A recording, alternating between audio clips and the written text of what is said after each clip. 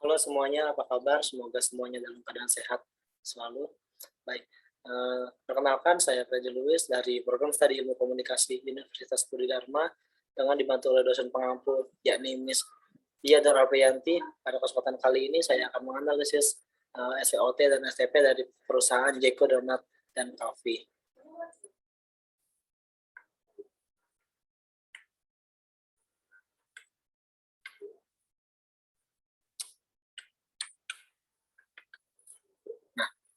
Di mana perusahaan Jeko Donat dan Coffee ini adalah kafe di Indonesia nih, yang menjual produk donat dan coffee dan juga es krim yogurt. Jeko Donat dan Coffee didirikan oleh seorang pengusaha salon asli Indonesia bernama Joni Andrean.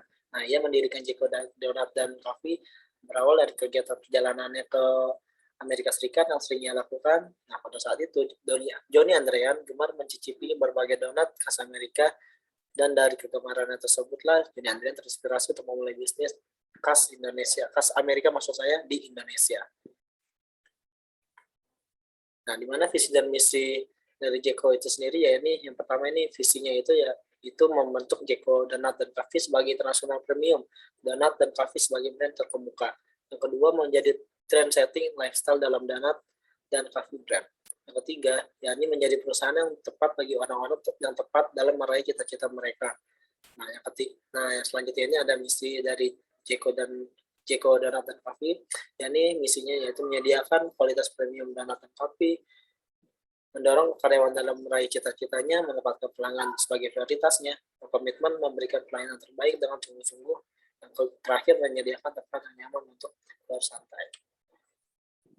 Tujuan dari pemasaran Jeko itu sendiri ya ini untuk memenuhi kebutuhan konsumen berdasarkan kelas sosial, gaya hidup, atau ciri kepribadian lainnya. Nah, untuk memperluas pasar juga serta tidak mengenal tingkat pemakaian.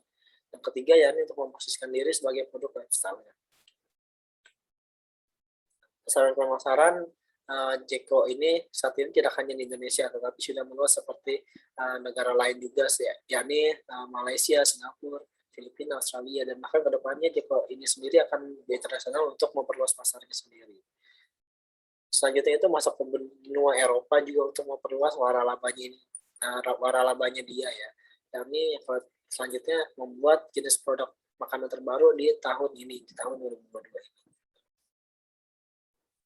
Nah, ada pesaing dari Jeko ini sendiri ya, ini ada Dunkin Donut yang kita tahu ini, di mana Dunkin Donut juga menjadi kompetitor utama dari si Jeko ini sendiri. Dan ada lain-lainnya ini, ada iKraf juga Krispy Kreme Donut juga menjadi pesaing dari si Jeko ini sendiri. Oke, lanjut ke analisis SWOT. Analisis SWOT yang terdiri dari strength, weakness, opportunity, dan threats. Yang pertama ada strength atau kekuatan. Dimana Jeko ini sendiri adalah hasil dari inovasi produk dan penyesuaian dari tren pasar. Sudah sangat jelas ya, Jeko ini sangat dikenal oleh masyarakat, jadi kekuatan dari si Jeko ini sendiri pun cukup kuat jika dibanding oleh pesaing-pesaing lainnya. Jumlah gerai yang sudah tersebar di berbagai Indonesia pun sudah cukup banyak ya, jadi ini merupakan salah satu dari kekuatan perusahaan Jeko tersebut. Kualitas dari produk diakui terjaga dan aman untuk dikonsumsi. Nah, kualitas dari Jeko ini sendiri tentunya sudah tidak kita ragukan lagi, di mana rasanya juga sudah kita akui familiar dan juga enak gitu ya rasanya. Selanjutnya ada gerai yang terletak di tempat yang strategis, di mana gerai-gerai tersebut itu biasanya kita temui di berbagai pusat kota ataupun di pusat perbelanjaan atau seperti mall ataupun bandara pun sudah banyak ditemukan Jeko Donat ini. Nah, selanjutnya ada peluang nih. Selanjutnya peluang ini atau opportunities, yakni membuka kesempatan orang untuk berwaralaba franchise. Di mana tipe perusahaan Jeko ini sendiri yaitu waralaba, di mana seseorang ataupun pengusaha itu dapat membeli franchise mereka untuk membuka usaha si Jeko tersebut. Nah, yang kedua, ini donat dengan konsep bentuk dan rasa yang mirip dengan gerai donat di USA. Di mana Joni Andrean ini meniru ataupun memodifikasi dari donat yang ada di USA tersebut. Jadi konsep inilah yang menjadi peluang untuk kita para pemegang saham itu untuk mendapatkan waralaba di franchise tersebut. Yang ketiga, ya ini dari sisi harga, Jeko cukup kompetitif, di mana Jeko memakai strategi eksperimental marketing lewat konsep open kitchen-nya, di mana Jeko ini yang kita tahu mereka menyajikan Jeko tersebut di mana kita bisa lihat langsung barangnya atau makanan Jeko itu sendiri. Nah, itu yang disebut juga strategi eksperimental marketing atau open kitchen-nya. Selanjutnya ada weakness atau kelemahan. Harga yang ditetapkan kurang menjangkau untuk kalangan menengah ke bawah. Nah, kita tahu ya di mana Jeko ini harganya memang lumayan sedikit mahal dibanding kita beli donat di pinggir jalan ataupun donat di tukang donat lainnya. Kedua, biasanya hanya ada satu gerai, satu kasir di setiap gerai. Ya, itu menjadi ciri khas si donat Jeko ini sendiri ya. Tapi itu sebenarnya membuat kelemahan si Jeko tersebut, karena banyak orang yang kayak mengantri hanya untuk melakukan transaksi pembelian di Jeko.